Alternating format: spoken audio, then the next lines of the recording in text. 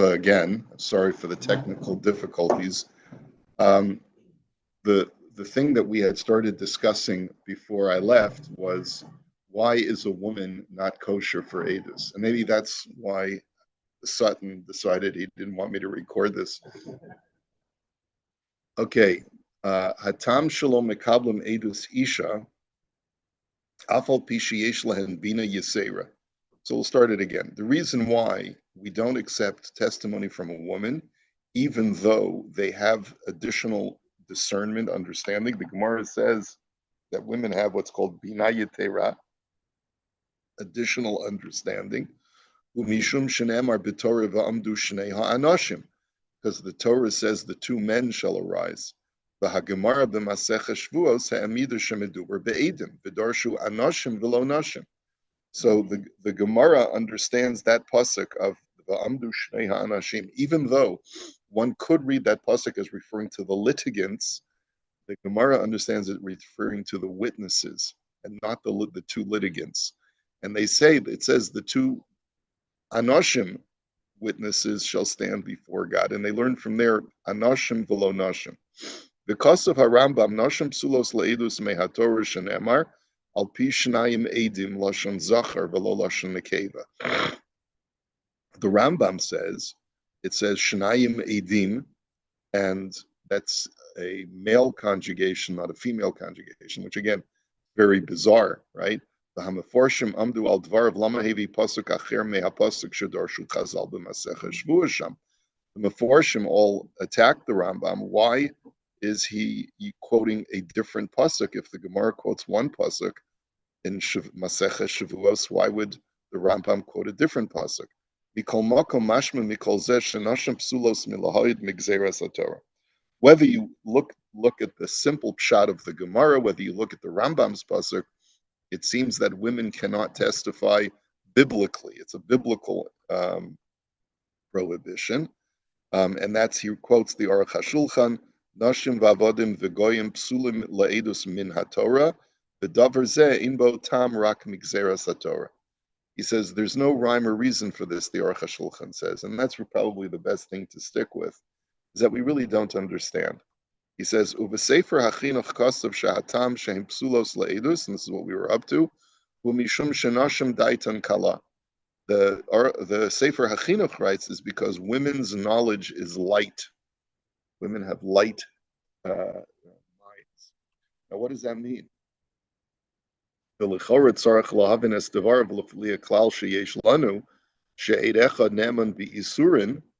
we have to understand, right? We have a rule that the Gemara in Gittin lays down that one witness is admissible, even though you normally need two witnesses to corroborate evidence, or to corroborate a person's claim. But when it comes to not issues of finance, but issues having to do with mutter or usser, like is this woman permitted to remarry or not, we rely only on one witness's testimony. And how do we know this? We learn this from the fact that a woman is trusted for Hilchos Nida. Like, you don't have to examine your wife's menstrual cycle, have her go to have her provide evidence that she's no longer menstruating. You can trust her. If she says, I'm no longer menstruating, and she says, I did the bedikas, if she says, I went to mikveh, you're allowed to be with your wife, right? Moshe Kasav is Safra. As the Torah says, she shall count for herself the days of her purification. The Darshu Rabbeinu Lola Atzma. He says, why does the Torah say V'safra la? She shall count for herself, right? Just say V'safra. Amnam yesh. So what we infer from there is that La Atzma means that she's able to count on her own without having to anyone look over her shoulder to make sure that she's doing it right. Because we trust a woman. We trust a woman that she's doing things halachically correct. If she says the food is kosher, we trust her, right? And so you see that when it comes to matters of Isser or Heter, a woman is believed. So why is that true? If a woman is lightheaded, why should we trust her for anything having to do with halacha? Amnam yesh liyashev, shema shehi ne'emenes bi'isurin, ainu mishum she'ein lo pachad umora me'acher. He says the reason perhaps why we trust a woman is because she's not intimidated when it comes to matters of Isser and Heter. Masha'in kein be'edus binyane momen uchadome, sheyesh pachad umora mehabal din sheme'ida negdo. He says, however, women are given to emotional intimidation, and therefore we're worried that she'll be intimidated to not testify accurately if she sees that she's got to testify against another person in court. She may be so intimidated that she'll change her testimony. Al kain hu alula lo ledayek, and therefore she's more likely to be somewhat inaccurate. Kamo shekasuv b'midrash agada al hapasuk batichachesh Sarah lemor. Right, in Parshas Vayera, which we just recently read, the Medrash points out that when Torah says that Sarah contradicted and said, I didn't laugh, right? Because the Torah says that Batischak Sarah B'kirba Lemor, that Sarah laughed after hearing that she was going to have a child. She said, I'm already past menopause. That's ridiculous. And she thought that it was a big joke. And so Hashem comes to Avram and he says, why did Sarah laugh? Avram confronts Sarah and she says, I didn't laugh. So the Medrash says, Mikan shahanoshim kach shanios hein mipnei hapachad. We see from here that women will deny things that are, even though they're not telling the truth, because they're fearful or because they're intimidated. And that's the reason why God said that they cannot testify. So it's got nothing to do with them being unintelligent. It's got nothing to do with them not being able to perceive things accurately. It's got to do with the fear and intimidation that they may experience in court. So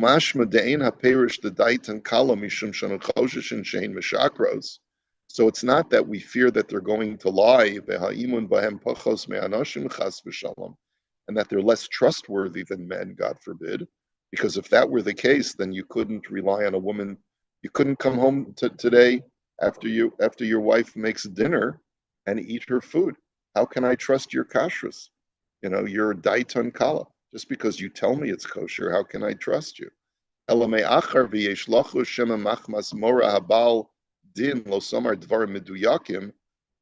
to be concerned that perhaps it's because of the fear of her counterclaimant, she won't, or the person that she's testifying against, that she won't say things accurately. Therefore, you should not accept her testimony. I will tell you that I've heard stories like this of a woman who her husband would get so upset when she couldn't go to mikveh because she was staining, and she saw how much it bothered him, and he would yell and carry on, that she just lied. Yeah, she couldn't handle the pressure.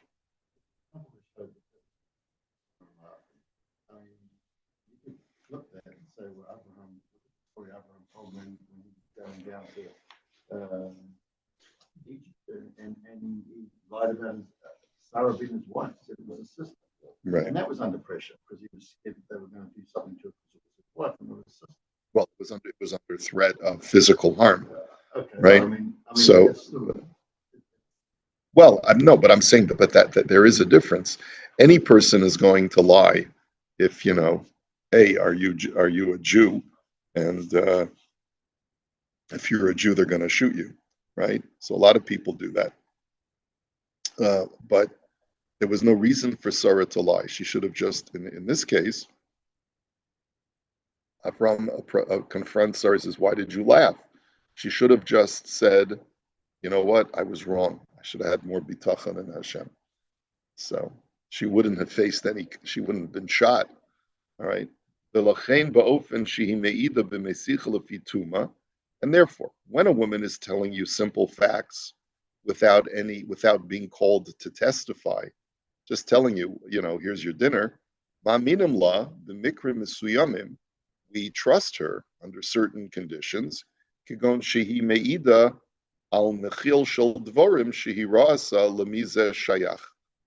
If she sees a beehive, for example, and she says this is the owner of the beehive is so and so. So I'm not sure which Gemara this is referring to. He says, "Nemenes isha okatan lomar mikan yatsa nachil zeh, v'hu she'ihu mesichen lefi tuman, v'yu aba'olim miradfin achar hanachil v'sholim heichan chana. Afal pi she'ein isha okatan b'nei edus, hol v'kinyan devorim midivreihem he'aminu osambo ad kan lashana." Kinyan, I see.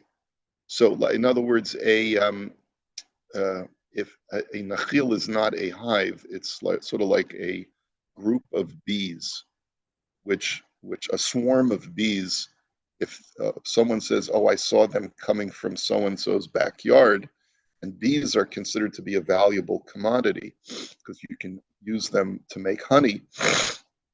So if a woman or a child testifies, "Oh, I saw them flying from so and so's property," so then we trust them to say that it's the property of so and so because it came from so and so's property, even though normally you don't accept testimony from a woman or a minor. But since they're the whole din of who owns the bees is only a din d'Rabbanan, because really bees are always hefker. Right, but the rabbis made an accommodation, let's say, for darchei shalom to preserve the peace. So, there you can believe a woman. So there are certain circumstances where even for testimony in court for determining ownership, you could rely on a woman. Amnam hagemara omeret shehakadosh baruch hu nasan bina yisera liisha. But at the same time that we say we cannot accept a woman's testimony, the Gemara says that women were endowed by God with a greater discernment, a greater understanding. So it seems like women have a greater capacity on an intellectual level just for certain things than men do. So Uma Hisber Hadavar. So how do we understand it? On the one hand, we're concerned that they're not going to testify properly. And on the other hand, we're saying that they have a certain intellectual capacities that exceed the male. So how do we explain it? So Kasaf HaTorah Tamima she'inyan hadas ve'inyan habina im shnei inyanim nifradim.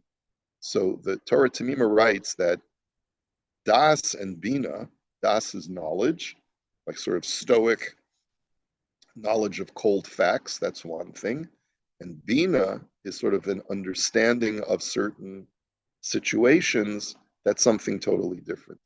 Kidas mashmauso mashatos topes sichlo tekef lishmia. The word das is something that I get, something that I understand or comprehend. As soon as I heard it, I get it. Vahabina hi haizbonenus la'achar hashmia shemenatchim et ha'inyan lahavino ba'omek. Bina is a different mental capacity. It's after hearing something and I cogitate, I ruminate over it, I'm able to sort of pick it apart and analyze it properly. That's what Bina is. So women have a greater capacity for analysis of a situation than men do, but men have a greater capacity of understanding cold facts like what happened here. Uvebina hazos lahavin davar mitoch davar uchedome yesh yitaron leisha yoter mehaish. So women have a greater capacity for analyzing something than men do. Abol bedas dahainu tfisa sa'inyan b'muskal rishon lahavin et hadavar tekef ze yesh yitron leish yoter meisha. But to understand something with immediacy, like you first see it or you hear it and you get it, men have a greater capacity. I mean, I would have framed it somewhat differently. I would have framed it not as, comprehension versus analysis. I would have said men are able to more stoically, or what's the word, detach with a greater level of detachment, can understand something that happened. A woman has the ability to see the underlying motivations and understand the human motivations of why people do things. And women have a greater insight into the human condition than men do. Men don't understand people and their motivations as well as women do.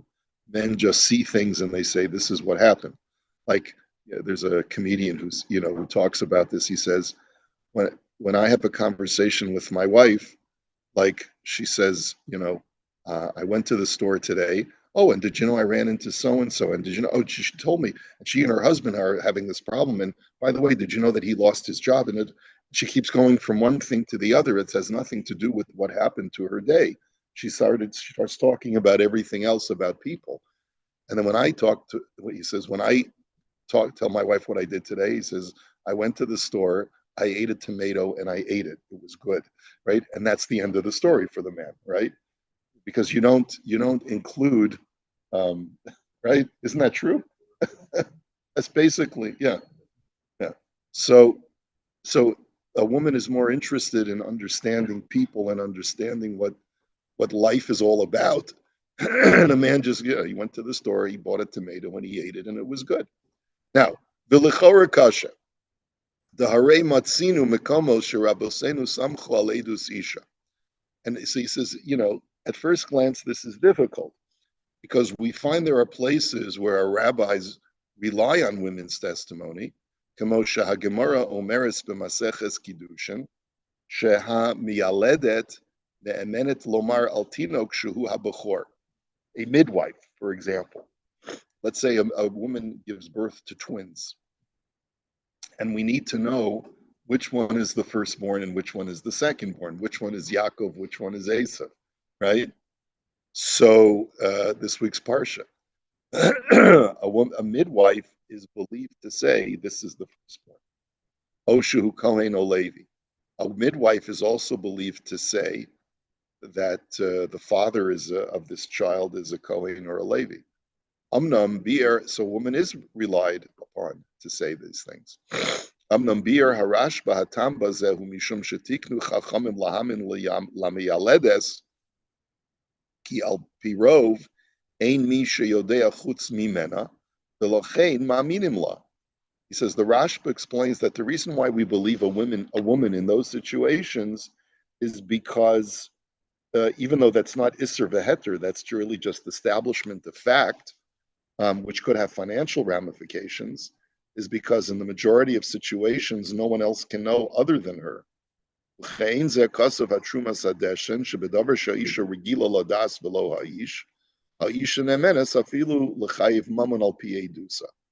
Trumas Hadeshin writes the same thing, that in a situation where a woman has greater expertise in an area than a man does, because she's involved in a certain, let's say, profession or a certain type of activity, which gives her greater expertise and knowledge on a certain area, then she's believed even more than a man. To the point where if she testifies, she could actually have her testimony would be accepted to even like sort of like an expert witness, right? Expert witness, maybe the Beis Din would accept, even if it's not two witnesses. In the same vein, we would accept a woman's testimony. Od nira da hatam shatora pasla isha leidus einza machmas gurius shaba, ela adoraba machmas ma'alasa ki kol kavuda bas melech penima.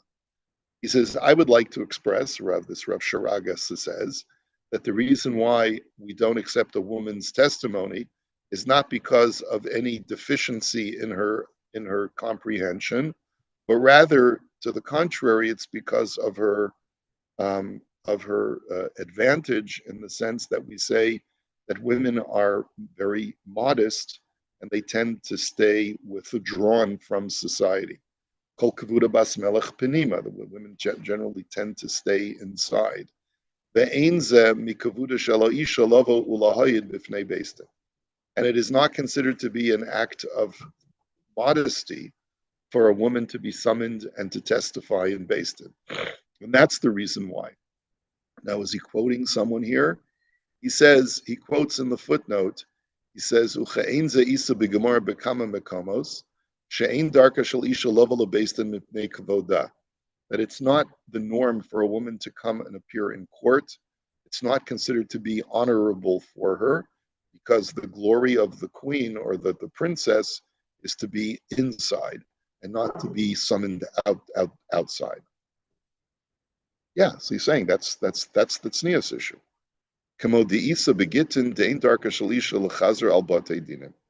That the Gemara says it's not normal to expect a woman to go to Beistin.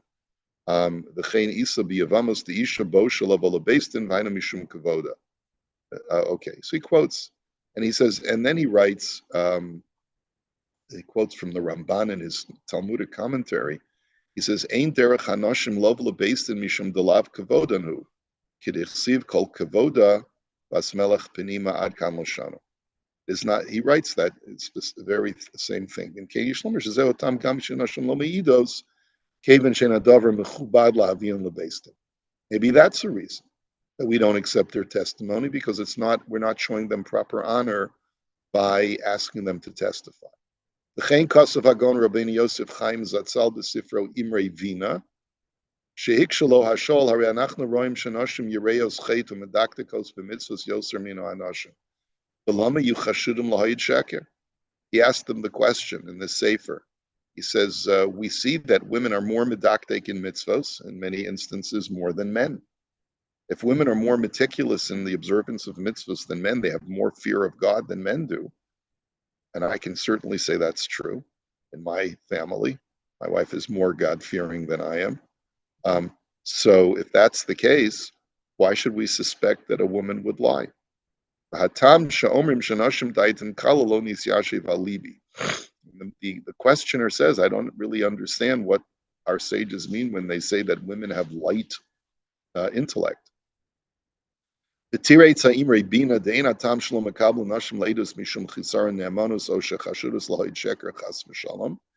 his response was, the reason why we don't accept their testimony is not because they're not trustworthy or that we fear that they're going to falsely testify. And he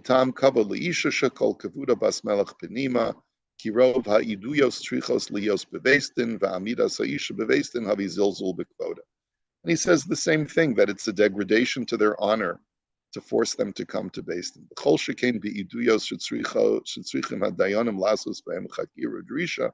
And this would certainly be true when the judges have to cross-examine a witness. It's